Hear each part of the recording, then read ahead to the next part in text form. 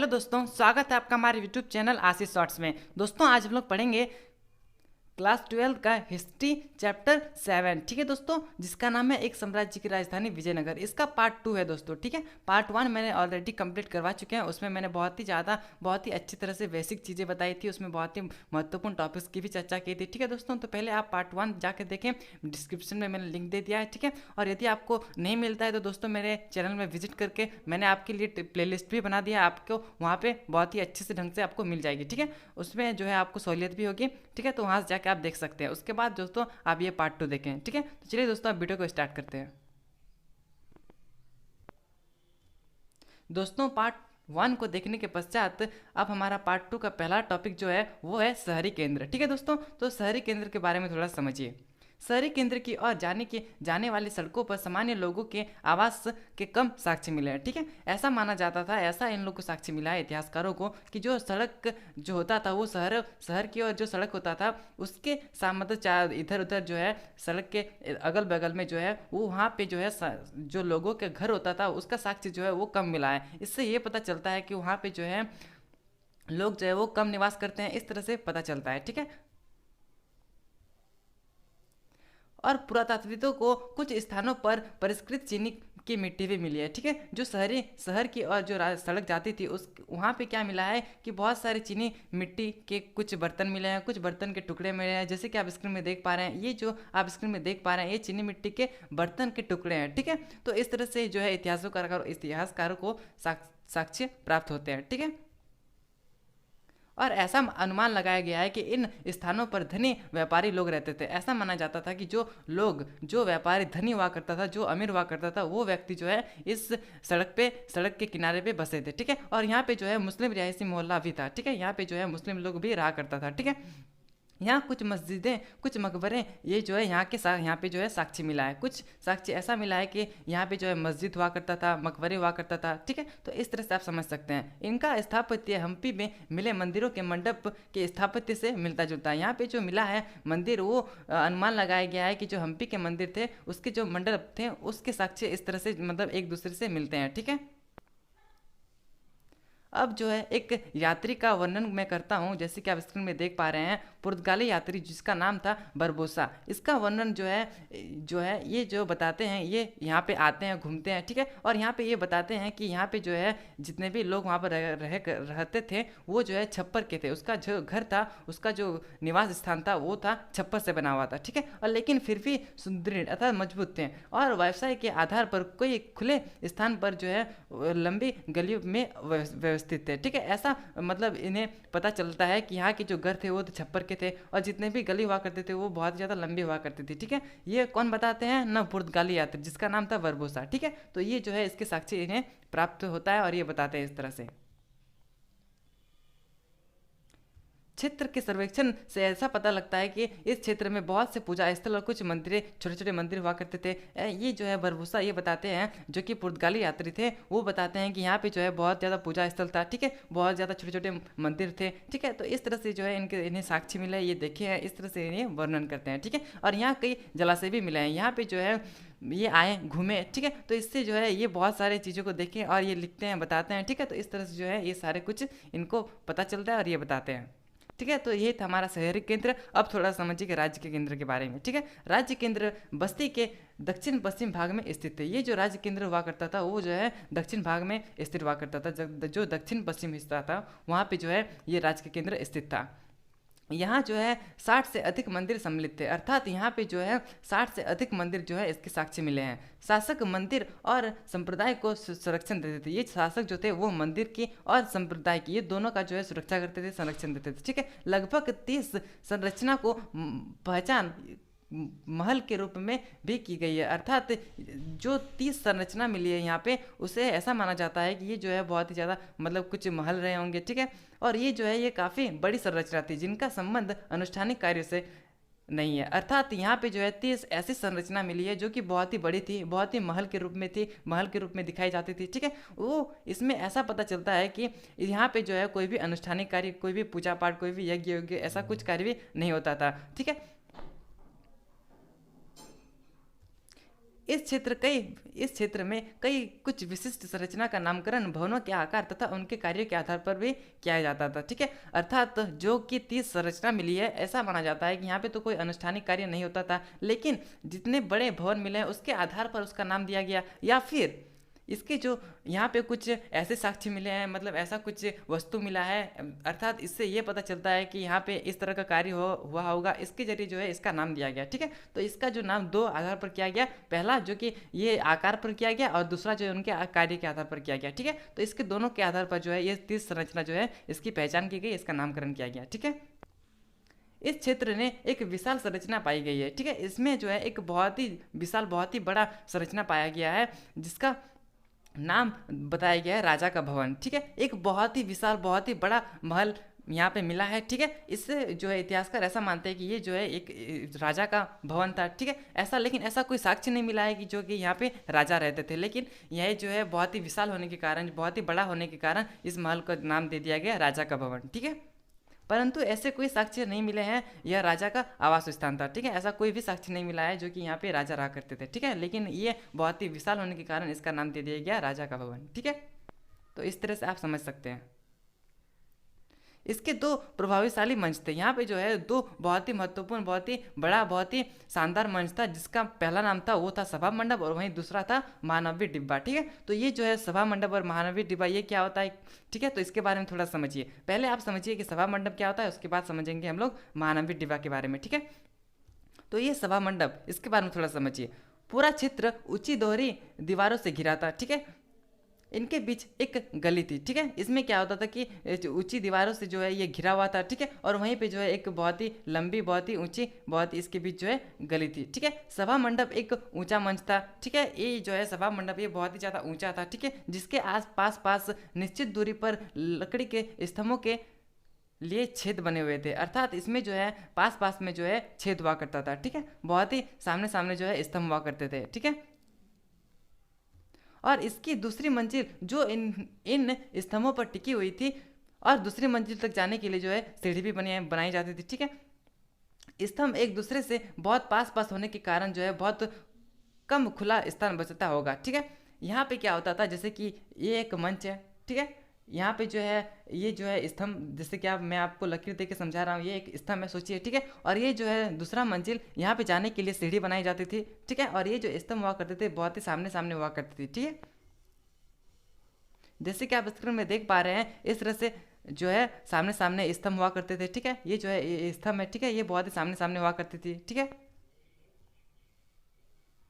तो इसलिए ऐसा स्पष्ट नहीं हो पाया कि यह मंडप किस कार्य के लिए बनाया गया था। अर्थात जैसे कि मैंने इस सभा का नाम क्या दिया, इस जो मंडप है इसका नाम क्या था ना, सभा मंडप। ठीक है, इससे क्या पता चलता है, सभा मंडप में क्या होता है कि बहुत सारे व्यक्ति आते हैं, उसमें मीटिंग होता है। ठीक है, तो ऐसा होता है, लेकिन यहाँ पे सभा मंडप में बहुत सारे सामने जो है स्तंभ हुआ करते थे। ठीक है, तो इससे जो है क्या पता चलता है आपको कि यदि बहुत सारे लोग सभा मंडप में आते हैं और इसमें जो है बहुत सामने जो है स्तंभ हुआ करती है, बहुत कम इसमें जगह बचती है, तो ये बहुत सारे लोग कहाँ पे रहते होंगे, तो इससे जो है एक कन्फ्यूजन क्रिएट होता है कि ये जो है सभा मंडप है या नहीं, इस तरह से एक कन्फ्यूजन क्रिएट होता है। ठीक है,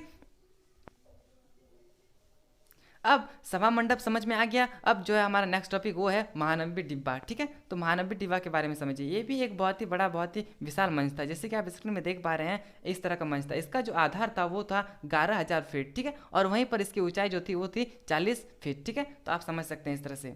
और ये जो है 11,000 जो है फीट है, नीचे का आधार जो है वो इतना मतलब आधार इतना फीट इतना लंबा हो रहा होगा, तो आप समझ सकते हैं कि ये जो है कितना विशाल, कितना ऊंचा मंच रहा होगा। ठीक है, और इसकी जो ऊंचाई थी वो 40 फीट ही, मैंने आपको बताया 40 फीट, अर्थात आपका जो घर रहा होगा, एक मंजिल जो होती है वो लगभग 10 फीट की होती है। ठीक है, तो ऐसे आप समझ सकते हैं कि आपका जो घर, यदि आपका घर 40 फीट अर्थात 4 मंजिल तक रहा होगा, जैसे कि ये है फर्स्ट फ्लोर, सोचिए एक मंजिल। ठीक है, वहीं यहाँ पर दूसरा मंजिल, इस तरह से तीसरा, चौथा, अर्थात ये जो है 40 फीट की रही होगी, तो आप समझ सकते हैं कि ये जो मंच है वो कितना बड़ा रहा होगा। ठीक है, तो इसके बारे में थोड़ा सा समझिए, महानवी डिब्बा के बारे में।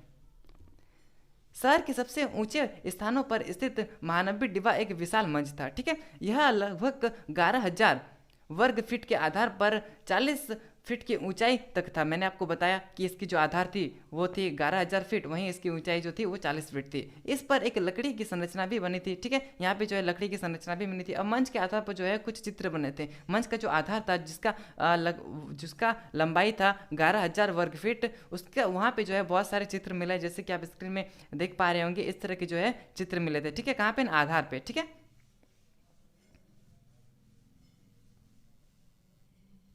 इस संरचना से जुड़े अनुष्ठान ये जो है संरचना मिली है, ये जो मानवीय डिब्बा है यहाँ पे क्या कार्य होता है, तो इसे थोड़ा समझिए।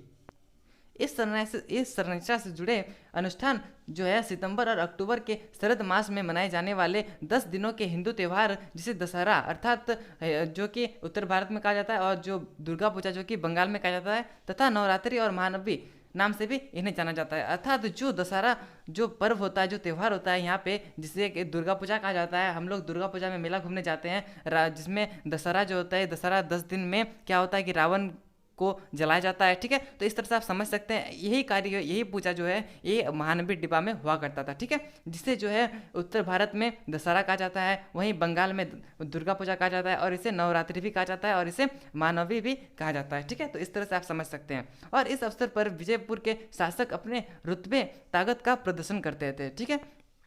इस मंच में क्या होता था कि जो विजयनगर के शासक हुआ करते थे वो अपनी ताकत का प्रदर्शन दिखाते थे, ठीक है। और इस अवसर पर धर्म अनुष्ठान में मूर्ति की पूजा, राज्य के अश्व की पूजा की जाती थी, ठीक है, और जैसे कि भैंस, अन्य जानवर की बलि भी दी जाती थी, ठीक है। ये जो है भैंस और अन्य जानवर जो हुआ करते थे, इस जो मंच था वहाँ पे जो है बलि दी जाती थी, ठीक है। नृत्य, कुश्ती प्रतिस्पर्धा, घोड़े, हाथी, रथों तथा सैनिकों की शुभ यात्रा, और साथ ही प्रमुख नायक और अधीनस्थ राजाओं द्वारा राजा और उसके अतिथियों को दी जाने वाले औपचारिक भेंट इस अवसर का मुख्य आकर्षक थी। ये जो मंच था, इसका जो मुख्य आकर्षक था वो क्या क्या था, मैंने आपको क्या बताया ना, प्रमुख नायक, अधीनस्थ राजाओं द्वारा राजा और उसके अतिथियों को दी जाने वाली औपचारिक भेंट, ये जो गिफ्ट हुआ करती थी, ये जो बहुत ही ज़्यादा इंपॉर्टेंट, बहुत ही ज़्यादा महत्वपूर्ण हो जाती थी इस सभा के लिए, ठीक है। और त्यौहार के अंतिम दिन में राजा अपने नायकों की सेना का खुले मैदान में आयोजित समारोह में निरीक्षित करता था, अर्थात इसकी जो जांच पड़ताल करती थी, कौन, जो राजा हुआ करता था, ठीक है, किसकी ना, नायकों की सेना की, ठीक है। तो मैंने आपको बता दिया महानवमी डिब्बा के बारे में कि यहाँ पे जो है दुर्गा पूजा मनाया जाता था, ठीक है, यहाँ पे किस किस की बलि दी जाती थी, तो यहाँ पे क्या क्या कंपटीशन होता था, ठीक है, यहाँ पे डांस होता था, कुश्ती होता था, इस तरह में मैंने सारे कुछ बता दिए, ठीक है। यहाँ पे जो है जो विजयपुर के शासक हुआ करते थे वो अपने ताकत दिखाते थे, ठीक है, अपने ताकत को दिखाते थे, ठीक है। और उसके बाद और जो है जो गिफ्ट दिया जाता था वो बहुत ही महत्वपूर्ण, बहुत ही आकर्षक चीज़ होता था, ठीक है, इस महानवमी डिब्बा में। और मैंने आपको क्या बताया कि जो त्यौहार के अंतिम दिन हुआ करते थे उसमें जो है राजा अपने शासकों को खुले मैदान में आयोजित समारोह में निरीक्षण करते थे, ठीक है। तो इस तरह से जो है महानवमी डिब्बा के बारे में आप समझ पाएंगे। अब जो हमारा नेक्स्ट टॉपिक है वो है राज्य के केंद्र में स्थित अन्य भवन, ठीक है। तो राज्य केंद्र में जो है वो अन्य भवन क्या नहीं थे, इसे थोड़ा समझिए। राज्य केंद्र के सबसे सुंदर भवनों में एक था कमल महल, ठीक है, जैसे कि आप स्क्रीन में देख पा रहे हैं, ये है एक कमल महल, जैसे कि बहुत ही ज़्यादा आपको आकर्षक लग रहा होगा, बहुत ही ज़्यादा खूबसूरत लग रहा होगा, ठीक है। तो आप ये जो है अब प्राचीन जो है तस्वीर है, लेकिन यदि आपको इसका असली जो है फोटो वो आप देखिएगा तो बहुत ही ज़्यादा आकर्षक आपको देखने को मिलेगा, ठीक है।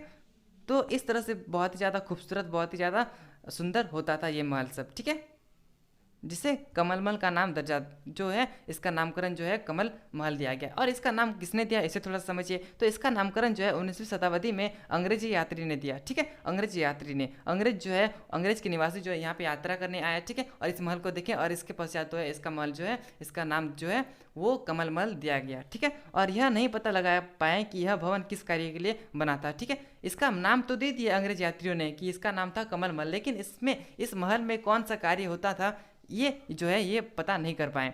मैकेंजी, इसके बारे में मैंने आपको बताया, कॉलिन मैकेंजी के बारे में, ठीक है, जो कि ईस्ट इंडिया कंपनी में कार्य करते थे, ठीक है। इसके बारे में मैंने आपको पार्ट 1 में बहुत ही डिटेल से, बहुत ही अच्छे ढंग से बताया गया था, ठीक है, तो आपको तो याद होगा इसके बारे में।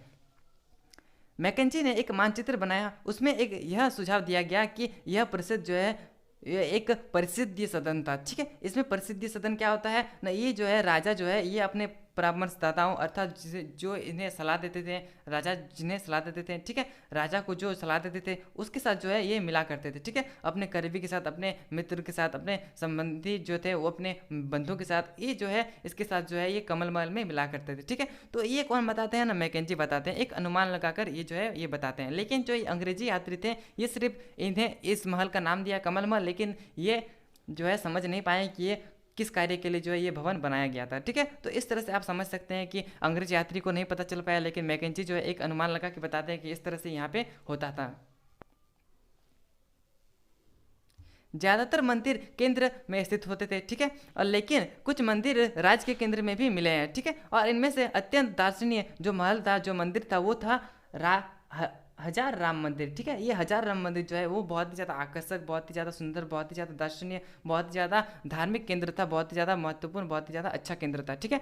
तो ये जो मंदिर था इसे थोड़ा सा आप इमेज में समझ पाएंगे, जैसे कि आप स्क्रीन में देख पा रहे हैं, ये जो स्क्रीन में आप देख पा रहे हैं मंदिर, ये है हजार राम मंदिर, ठीक है। हजार राम मंदिर का जो है ये चित्र था, ठीक है। जैसे कि आप देख पा रहे हैं कितने सारे चित्र हैं, कितने सारे यहाँ पे चित्र देख पा रहे हैं, ठीक है। तो ये था हजार राम मंदिर, ठीक है। संभवतः इसका प्रयोग केवल राजा और उनके परिवार के द्वारा ही किया जाता है। ऐसा अनुमान लगाया गया है कि ये जो हजार राम मंदिर है इसका प्रयोग जो है राजा या फिर राजा के जो परिवार होते हैं, जिनके जितने भी इनके परिवार के फैमिली मेंबर होते हैं, वो इनका प्रयोग करते थे, ठीक है। और दीवारों पर कुछ मूर्तियाँ भी मिली है, कुछ मूर्तियाँ भी इसमें बनाई गई थी, ठीक है। और अंदरूनी दीवारों पर रामायण के कुछ चित्र भी मिले हैं, ठीक है। ये जो मैंने आपको बताया हजार राम मंदिर, यदि आप इसके अंदर जाइएगा तो यहाँ पे जो है बहुत ही ज़्यादा रामायण के चित्र मिले हैं, ठीक है। और जब इस अवसर पर आक्रमण हुआ तो ये जो संरचना है जो नष्ट हो गई, ठीक है। ये जो हजार राम मंदिर था उसमें जो आक्रमण जब किया गया तब यहाँ पे जितनी भी संरचनाएं थी वो जो है कुछ जो है वो नष्ट हो गई, ठीक है। तो इस तरह से आप समझ सकते हैं हजार राम मंदिर के बारे में। अब थोड़ा सा समझिए धार्मिक केंद्र में, धार्मिक केंद्र क्या है, इसमें क्या मान्यता थी, तो इसे थोड़ा सा समझिए। इसकी जो स्थानीय मान्यता थी वो थी कि तुंगभद्रा नदी के तट से लगे चट्टानी भाग तथा पहाड़ियों का उल्लेख रामायण में जो दो पात्र थे वो थे, पहला बाली और सुग्रीव, ठीक है। ये दोनों जो है वो वानर राज्य की रक्षा करती है, इस तरह से जो है एक स्थानीय मान्यता थी, ठीक है। और वहीं पे जो है दूसरी स्थानीय मान्यता थी, अर्थात जैसे कि ये एक समाज है, इसमें जो है धार्मिक अलग अलग धार्मिक परंपराओं को मानने वाले लोग रहा करते हैं, ठीक है। तो इसमें जो है कुछ स्थानीय मान्यता इसको मानते हैं, तो कोई स्थानीय मान्यता जो है ये मानते हैं, ठीक है। तो मैंने तो पहला स्थानीय मान्यता बता दी, वहीं पे दूसरी मान्यता क्या थी उसे थोड़ा समझिए। यहाँ की स्थानीय जो है मातृदेवी पंपा देवी ने इन पहाड़ियों में भगवान विरूपाक्ष के विवाह के लिए तपस्या की थी। ये जो है मैंने आपको बताया पहाड़ियाँ, ये पहाड़ी में क्या होती थी कि ये जो मातृदेवी थी पंपा देवी, जो कि विजयनगर की एक मातृदेवी थी, वो पंपा देवी जो है यहाँ पे तपस्या करती थी। क्यों तपस्या करती थी कि यहाँ के जो भगवान थे विरूपाक्ष, उसके लिए उसके साथ जो है विवाह करने के लिए जो है ये तपस्या करती थी, ठीक है। और विरूपाक्ष राज्य के संरक्षण देवता एवं शिव के रूप में भी माने जाते हैं, ठीक है। ये जो विरूपाक्ष है ये किसके रूप माने जाते हैं ना, शिव के रूप, ठीक है। तो आप इस तरह से याद रखिएगा कि विरूपाक्ष जो है वो शिव के रूप माने जाते हैं, ठीक है। और ये विरूपाक्ष जो है इसकी तपस्या, इसकी विवाह के लिए, इसके साथ विवाह के लिए कौन तपस्या करती है, मातृदेवी पंपा देवी, जो कि विजयनगर की एक मातृदेवी थी, ठीक है। तो इस तरह से आप याद रखेंगे।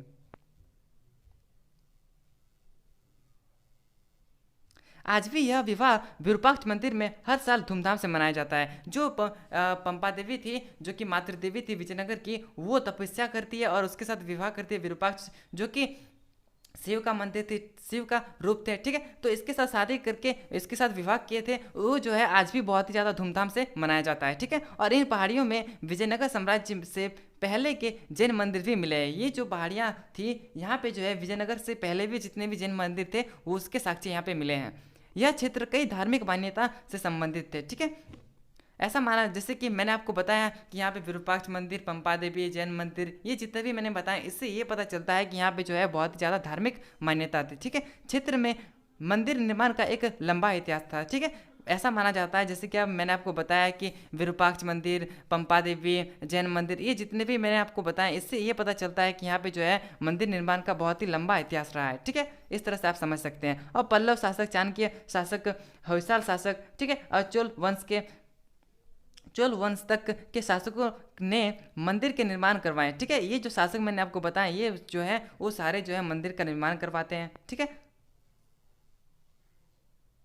आमतौर पर अपने आप को ईश्वर से जोड़ने के लिए मंदिर को प्रोत्साहन देते थे। ये जो मैंने आपको शासक बताए थोड़ा देर पहले पिछले पॉइंट्स में, ये पल्लव शासक, चालुक्य शासक, होयसाल, चोल वंश तक, ये जितने भी मैंने आपको बताए, ये शासक जो है मूर्ति का निर्माण, सॉरी मंदिरों का निर्माण करते थे, ठीक है। और ये मंदिरों का निर्माण क्यों करते थे? ये जो है अपने को ईश्वर से जोड़ने के लिए जो है मंदिर का निर्माण क्या करते थे, ठीक है, ईश्वर से जोड़ने के लिए, जैसे कि पंपा देवी जो मैंने आपको बताया उदाहरण देके, ठीक है। तो इस तरह से आप समझ सकते हैं। अब मंदिर शिक्षा के केंद्र के रूप में भी कार्य करते थे, अर्थात ये जो मंदिर हुआ करते थे, ये जो है इसमें आप शिक्षा भी ग्रहण कर सकते हैं, ठीक है। तो इस तरह से जो है ऐसा बताया गया है।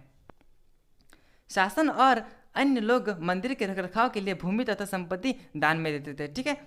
मैंने आपको क्या बताया कि शासन जो होता था, अर्थात सॉरी शासक, यहाँ पे शासक होगा, ये जो शासक हुआ करता था वो और अन्य लोग ये क्या करते थे कि मंदिर के रखरखाव के लिए जो भूमि और संपत्ति दान में देते थे, अर्थात जो भी इसका रखरखाव करता था मंदिर का, उसके लिए उसको जो है भूमि और संपत्ति जो है उसको दान में देते थे। और कौन देते थे? न शासक और अन्य लोग, ठीक है। तो इस तरह से आप समझ सकते हैं कि इसका जो मंदिर का रखरखाव था उसके लिए जो है भूमि और संपत्ति इस तरह का दान दिया जाता था, ठीक है।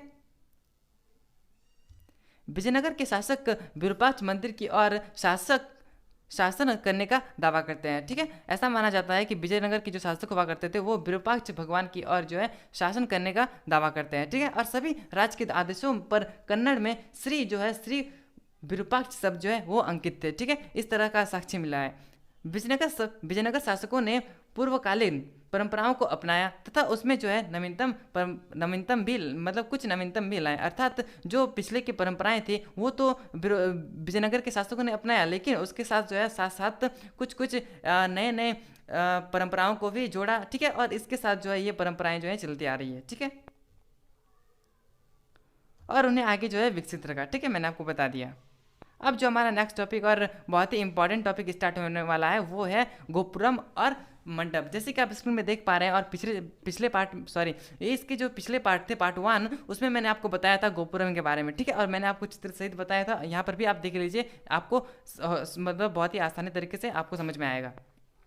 ये जो चित्र देख पा रहे हैं ये एक गोपुरम का चित्र है, वहीं पे ये जो है एक मंडप का चित्र है, ठीक है। यह मंडप किस कार्य के लिए होता था? इस मंडप में जो है जो भी देवी देवता होती थी उनका विवाह किया जाता था, ठीक है। और ये जो गोपुरम है, ये जो आप थोड़ा सा समझिए गोपुरम के बारे में, जैसे कि आप नीचे में देख पा रहे हैं, ये जो है एक अंदर जाने का दरवाजा होता था, या फिर अंदर इस तरह से आप जा सकते हैं, ठीक है। और ये जो है एक बहुत ही विशाल, बहुत ही बड़ा गोपुरम हुआ करता था, ठीक है। और इसमें जो है यहाँ पे इस तरह मूर्ति इसमें लगाई जाती थी, ठीक है। तो इस तरह से जो है ये बहुत ज़्यादा आकर्षक दिखता था, ठीक है, गोपुरम, जिसका जो जोड़ने का श्रेय मैंने आपको बताया था, जो कृष्णदेव राय जो है उन्हें जो है इसका जोड़ने का श्रेय भी माना जाता है, ठीक है। मैंने आपको पिछले चैप्टर में बहुत ही अच्छे ढंग से, बहुत ही बेहतरीन ढंग से समझाया था। ये जो गोपुरम होते हैं वो बहुत ही ऊंचे होते हैं, मैंने आपको दिखाया चित्र में और बताया भी, ठीक है। और गोपुरम मंदिर के प्रवेश द्वार भी थे, ठीक है। गोपुरम लंबी दूरी से ही मंदिर होने का संकेत देते थे, अर्थात ये जो गोपुरम होते थे, ये जो मंदिर हुआ करते थे, वो इतनी दूरी से, अर्थात इतने विशाल, इतने बड़े होते थे कि कुछ किलोमीटर दूर से आप इसे देखते होंगे तो आपको ऐसा पता लग जाता होगा कि ये जो चित्र है, ये जो मंदिर है, ये जो देख पा रहे हैं हम लोग इतना दूर से, मतलब इतने दूर से आप देखिएगा कि आपको पता चल जाएगा कि ये जो है एक मंदिर होते हैं। अर्थात मैंने आपको एक एग्जाम्पल दे के मैं आपको एक बताऊँ, जैसे कि आप कहीं घूमने जा रहे हैं, ठीक है, तो घूमने जा रहे हैं तो कहीं पे जो है दूर में एक पहाड़ होगा, सोचिए, ठीक है, दूर में जो है एक पहाड़ है, ठीक है। तो आप 2-3 किलोमीटर दूर से आप ये देख पाएंगे कि ये जो है एक पहाड़ है बहुत दूर, ठीक है, 2-3 किलोमीटर दूर जो है एक पहाड़ है, ठीक है। तो इस तरह से आप बहुत दूर से देख पाएंगे। उसी तरह से जो है ये गोपुरम भी इतने बड़े होते थे कि जो है 2-3 किलोमीटर दूर से ही आप देख पाते थे, ठीक है। केंद्र देवालय की मीनार इनके सामने जो है छोटी होती थी, अर्थात गोपुरम के अंदर आप जाइएगा तो उसके अंदर जितनी भी दीवारें हुआ करती थी वो जो है इसके मुकाबले बहुत ही छोटी हुआ करती थी, ठीक है। और इसके शासक के, मतलब ये जो है जितने शासक की ताकत का पता चलता है, अर्थात इससे आप क्या समझते हैं कि जितने विशाल, जितने बड़े, जो जैसे कि ये एक शासक है, सोचिए ए एक शासक है, ठीक है, वहीं एक बी शासक है, ठीक है। ये जो ए शासक है ये एक सोचिए कि 10 फीट का एक गोपुरम बनाया, ठीक है। वहीं पे जो है वी जो है एक 50 फीट का एक गोपुरम बनाया, ठीक है। तो इसमें जो है बी शासक जो है इसे जो है बहुत ही महत्वपूर्ण, बहुत ही ताकतवर शासक माना जाता था, अर्थात जितने भी जो शासक जितने लंबे, जितने ऊंचे गोपुरम बनाएंगे उसे जो है उतना महत्वपूर्ण, उतना ही ताकतवर शासक माना जाता था, ठीक है। तो इस तरह से आप समझ सकते हैं। और शासक की इतनी ऊंची मीनार के निर्माण के लिए उसके उसके लिए जो है आवश्यक साधन तकनीक और शासन जो है कौशल जो है उसे उतना जुटाना पड़ता था। ठीक है। अन्य विशिष्ट स्थापत्य के नमूने मंडप तथा लंबे स्तंभ वाले गलियारे थे। इसमें जो है बहुत ही लंबे लंबे गलियारे हुआ करते थे, बहुत ज़्यादा मंडप हुआ करते थे। ठीक है। जो अक्सर मंदिर परिसर में स्थित देव स्थलों के चारों ओर बने थे। ठीक है। ये जो मंदिर आप इसके अंदर जाइएगा तो इसके चारों ओर जो है देव स्थल मिलेंगे। ठीक है। पूजा करने के पवित्र स्थल मिलेंगे। ठीक है। तो इस तरह से आप गोपुरम के बारे में बहुत ही अच्छे ढंग से समझ में आया होगा कि ये जो गोपुरम है वो बहुत ज़्यादा विशाल हुआ करते थे। ठीक है। और जो शासक जितने बड़े जितने लंबे गोपुरम बनाएंगे वो उतने ही ताकतवर कहलाएंगे। ठीक है। तो इस तरह से आप गोपुरम के बारे में बहुत ही अच्छे ढंग से समझ में आया होगा। ठीक है। अब थोड़ा सा समझिए विरूपाक्ष और विट्ठल मंदिर के बारे में। ठीक है। मैं आपको इसके बारे में जानने से पहले मैं आपको थोड़ा सा समझाऊं कि ये जो विरूपाक्ष है ये जो है एक शिव का रूप माना जाता है, वहीं जो ये विट्ठल है इसे जो है विष्णु का रूप माना जाता है। ठीक है। तो इसके बारे में आपको थोड़ा सा डाउट होगा तो आप इसे अच्छे से याद रखिए। ठीक है। विरूपाक्ष मंदिर का निर्माण कई शताब्दियों में और बहुत ज़्यादा टाइम लग गया इसको निर्माण होने में। ठीक है। और विजयनगर साम्राज्य की स्थापना के बाद इससे जो है अधिक बड़ा बनाया गया। अर्थात इससे आप क्या समझ पाए कि जो विट्ठल मंदिर हुआ करता था, ठीक है, वो जो है जब विजयनगर की स्थापना हो गई, विजयनगर साम्राज्य की स्थापना हो गई, उसके बाद जो है ये विट्ठल मंदिर को जो है और भी बड़ा बनाया गया और भी विशाल बनाया गया। ठीक है। और मुख्य मंदिर के सामने जो है बना मंडप कृष्णदेव राय ने अपने राजरोहन के उपलक्ष्य में बनवाया था। ठीक है। जब जो कृष्णदेव राय थे वो जब शासक थे वो थे उस समय जो है ये जो है विट्ठल मंदिर थे इसे जो है बहुत ही विशाल तरीके से बनाया था। ठीक है। और मैंने आपको कृष्णदेव राय के बारे में अच्छे ढंग से पार्ट 1 में बताया था। ठीक है। तो आपको याद होगा। पूर्व गोपुरम के निर्माण का श्रेय भी जो है कृष्णदेव राय को माना जाता है। ठीक है। और ये जो है मैंने आपको पार्ट 1 में भी बताया था। केंद्र देवालय पूरे परिसर के एक छोटे भाग तक सीमित रह गया था। ठीक है। और कुछ मंदिर के सभागारों का प्रयोग विविध प्रकार के कार्य के लिए होता था। ठीक है। ये जो मंदिर हुआ करता था वो बहुत ही ज़्यादा कार्य के लिए कुछ कार्य ऐसे थे जो कि इस जो मंदिर थे इसमें होता था। जैसे कि मैं आपको एग्जाम्पल देके बताऊँ तो आप समझ पाएंगे। तो ये जो मंदिर हुआ करते थे इसमें देवताओं की मूर्ति रखी जाती थी, संगीत होते थे, नृत्य होते थे, नाटक होते थे। इसके कार्यक्रम जो है यहाँ पे देखने को मिलते हैं। ठीक है। और अन्य सभागारों का प्रयोग देवी देवताओं के विवाह के उत्सव पर भी मनाया जाता था। ठीक है। यहाँ पे क्या होते थे कि जो देवी देवता होती थी उसका जो विवाह यहाँ पर मनाया जाता था। ठीक है। और कुछ अन्य भवन जो है उसका प्रयोग जो है देवी देवताओं को झूला झुलाने में भी किया जाता था। ठीक है। और इन अवसरों पर विशेष मूर्तियां का इस्तेमाल किया जाता था। अर्थात विशेष मूर्ति से आप क्या समझ पाएंगे, जैसे कि कुछ ऐसे मूर्ति होते थे जो कि अलग मूर्ति से मतलब कुछ मूर्तियों से अलग दिखते थे। ठीक है। इसे जो है विशेष मूर्तियां कहा जाता था और इसका इस्तेमाल यहाँ पे होता था। ठीक है। और छोटे केंद्र देवालय में स्थापित मूर्तियों से यह मूर्तियां जो है अलग होती थी। ठीक है। अब थोड़ा सा समझिए विट्ठल मंदिर के बारे में। मैंने आपको विट्ठल बताया जो कि एक विष्णु भगवान के रूप माने जाते हैं। ठीक है। तो विष्णु जो है विट्ठल मंदिर इसके बारे में थोड़ा सा समझिए। और विरूपाक्ष मंदिर जो है उसके बारे में मैंने आपको बता दिया। अब थोड़ा सा विट्ठल मंदिर के बारे में समझिए। यहाँ के पूर्व देवता जो है वो है विट्ठल। ठीक है। यहाँ के जो देवता माने जाते हैं उसे जो है विट्ठल माने जाते हैं। ठीक है। ये जो है प्रमुख देवता थे यहाँ के और इन्हें महाराष्ट्र क्षेत्र में पूरा पूजे जाने के लिए विष्णु के रूप में भी बनाया जाता मतलब माने जाते हैं। ठीक है। ये जो है विष्णु के रूप इसे माना जाता है किसे ना विट्ठल को। ठीक है। तो इस तरह से आप समझ सकते हैं। मैंने आपको इसको जो है पहले भी बताया था। इस देवता की पूजा को कर्नाटक में भी आरंभ किया गया। ठीक है। कर्नाटक में क्या किया गया कि ये जो है विट्ठल मंदिर जो कि विष्णु के रूप थे इसका भी पूजा यहाँ पे किया जाने लगा। इससे यह पता चलता है कि विजयनगर के शासकों ने अलग अलग परंपराओं को जो है आत्मसम्मान दिया। अर्थात ये जो है विजयनगर के शासक जो है ये अलग अलग परंपराओं को भी मानने लगे। ठीक है। और अन्य मंदिर की तरह जो है इसे भी कई सभागार थे। इसमें जो है बहुत सारे सभागार थे। कहाँ पे ना विट्ठल मंदिर में। ठीक है। इसमें रथ के आकार का एक अनूठा मंदिर भी मिला है। ठीक है। मंदिर परिसर की एक चारित्रिक विशेषता रथ गलियां थी। अर्थात इसमें जो है गलियां जो होती थी उसमें जो है रथ मिलते थे। ठीक है। ये जो है बहुत ही आकर्षक होता था, बहुत ही ज़्यादा विशेष होता था। ठीक है। जो मंदिर के गोपुरम में सीधी रेखा में जाती थी। ठीक है।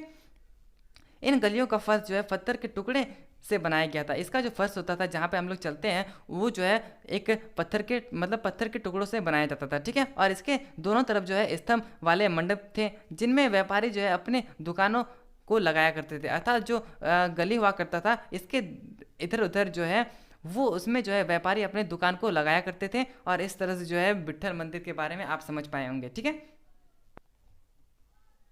अब थोड़ा सा समझिए हमारा जो नेक्स्ट टॉपिक है उसे, जिसका नाम है महलों, मंदिरों तथा बाजारों का अंकन, ठीक है। तो इसे थोड़ा सा समझिए।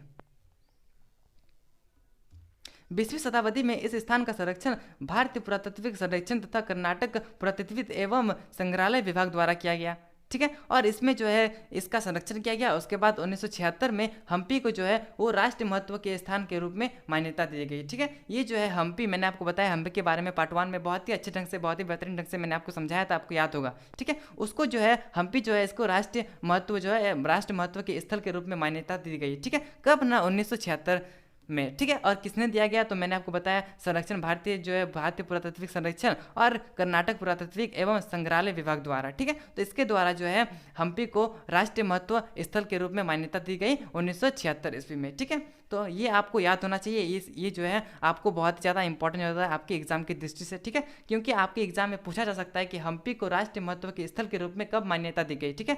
तो आप बताइएगा 1976 में। और ऐसा भी पूछा जा सकता है कि किसके द्वारा दी गई, तो ये भी आपको याद होना चाहिए कि पुरातत्व जो भारतीय पुरातत्विक संरक्षण है वो और कर्नाटक पुरातत्विक है वो और संग्रहालय विभाग जो है उसके द्वारा जो है इसको जो है राष्ट्रीय महत्व के स्थल के रूप में मान्यता दी गई, ठीक है। तो इस तरह से आपको याद होना चाहिए ये।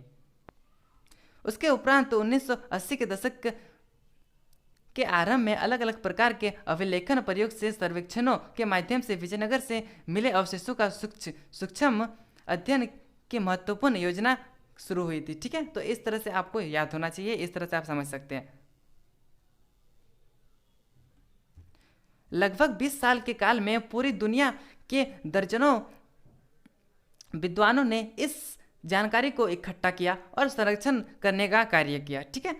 इसका जो है बहुत ही अच्छे से इसको इकट्ठा किया, जितने भी इनको मिले सारे इन्हें इकट्ठा किए। उसके बाद जो है इसका बहुत ही अच्छे ढंग से इसका जो है संरक्षित करते हैं, ठीक है, सुरक्षा करते हैं। इस विस्तृत प्रक्रिया में सबसे अधिक और सबसे एक विचित्र चीज थी उसे जो है बारीकी से देखा गया, ठीक है। वो विचित्र और बहुत ही बारीक से क्यों देखा गया और किसे देखा गया, तो वो था एक मानचित्र निर्माण, ठीक है। ये इतना इंपॉर्टेंस इसको क्यों दिया गया इसे थोड़ा समझिए, क्योंकि बहुत सारे इन्हें मिले 20 साल के अंदर इसके इन्हें बहुत ही ज़्यादा कुछ मिला था, ठीक है, जिसमें से बहुत ही इंपॉर्टेंस इसे दिया गया वो था एक मानचित्र निर्माण, ठीक है। ये जो मानचित्र निर्माण था वो इसे बहुत ही ज़्यादा इंपॉर्टेंस दिए, ठीक है। तो क्यों दिए इसे थोड़ा समझिए।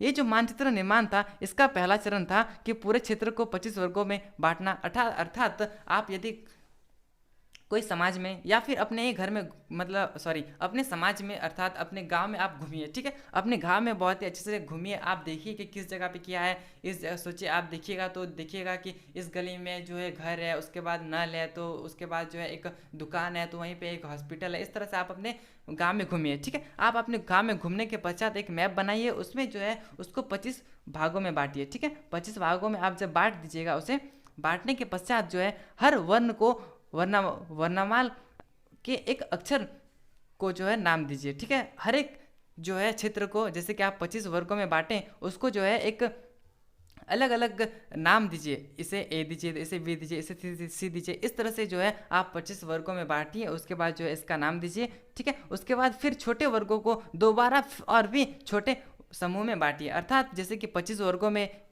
जैसे कि इसको मैंने ए माना था तो इसे बड़ा करके मैं आपको दिखाऊं, तो इसके बाद इसको जो है बहुत ही अच्छे ढंग से आप इसे बांटिए और इसके बाद इसका अध्ययन कीजिए, इसका विश्लेषण कीजिए, इसमें क्या है क्या नहीं है इसके बारे में समझिए, ठीक है। तो इसके बारे में बारीकी तरीके से देखिए और समझिए और इसमें क्या है क्या नहीं, इस तरह से आपको समझ में आएगा, ठीक है। तो इसी तरह से जो है इसका मानचित्र निर्माण था कि पहला चरण में था कि 25 वर्गों में बांटना, उसमें से एक एक स्थान को अलग अलग नाम देना और वहीं पे जो है छोटा एक वर्ग था उसको भी अच्छे ढंग से उसको बांट के उसका अध्ययन करना। फिर छोटे छोटे वर्गों को जो है उस और भी छोटे इकाइयों में बांटना। अर्थात जैसे कि मैं आपको एक चित्र के माध्यम से समझाऊं, जैसे कि आप स्क्रीन में देख पा रहे हैं, पहले एक समाज का जो है घुमा फिरा, उसके बाद उसका अध्ययन किया, उसके बाद जो है इसको एक मैप के रूप में तैयार किया, ठीक है। उसके बाद जो है इसे 25 वर्गों में बांटा, जैसे कि आप देख पा रहे होंगे, ठीक है।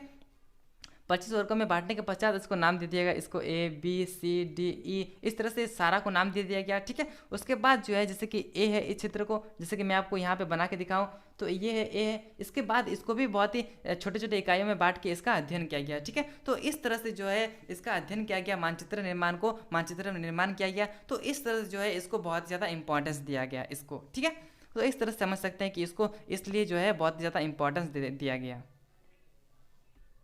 यह गहन सर्वेक्षण बहुत मेहनत से किए गए। ये जो है संरक्षण, ये जो है इसका अध्ययन बहुत ही बेहतरीन ढंग से, बहुत ही बारीकी से, बहुत ही अच्छे ढंग से इसका अध्ययन किया गया और हजारों संरचनाओं के अंशों के छोटे देवस्थल और आवासों से लेकर बड़े बड़े मंदिरों तक पुनः उजागर इसे किया गया। ठीक है, तो इस तरह से आप समझ सकते हैं कि किस तरह से मानचित्र का निर्माण जो है बहुत ही बेहतरीन ढंग से, बहुत ही अच्छे ढंग से एक एक चीज़ को देखकर समझकर उसका अध्ययन किया गया और किस तरह से जो है इसका बहुत ही विश्लेषण, बहुत ही अच्छे ढंग से विश्लेषण किया गया। ठीक है, तो इस तरह से जो है मानचित्र निर्माण को बहुत ही इंपॉर्टेंस दिया गया, बहुत ही ज़्यादा महत्वपूर्ण माना गया। ठीक है, तो यही दोस्तों यहीं पर जो है हम लोग का पार्ट 2 समाप्त होता है और यहीं पर जो है हमारा चैप्टर भी समाप्त होता है। ठीक है, हमारा जो चैप्टर है वो बहुत ही अच्छे ढंग से, बहुत ही बेहतरीन ढंग से समझ में आया होगा, तो दोस्तों आपने आप दोस्तों के साथ ज़्यादा से ज़्यादा शेयर कीजिएगा। ठीक है, ये जो चैप्टर है समाप्त होता है और यदि आपने हमारे टेलीग्राम ग्रुप में दोस्तों ज्वाइन नहीं हुए तो आप जल्दी से ज्वाइन हो जाएं, क्योंकि वहाँ पे मैंने बहुत सारे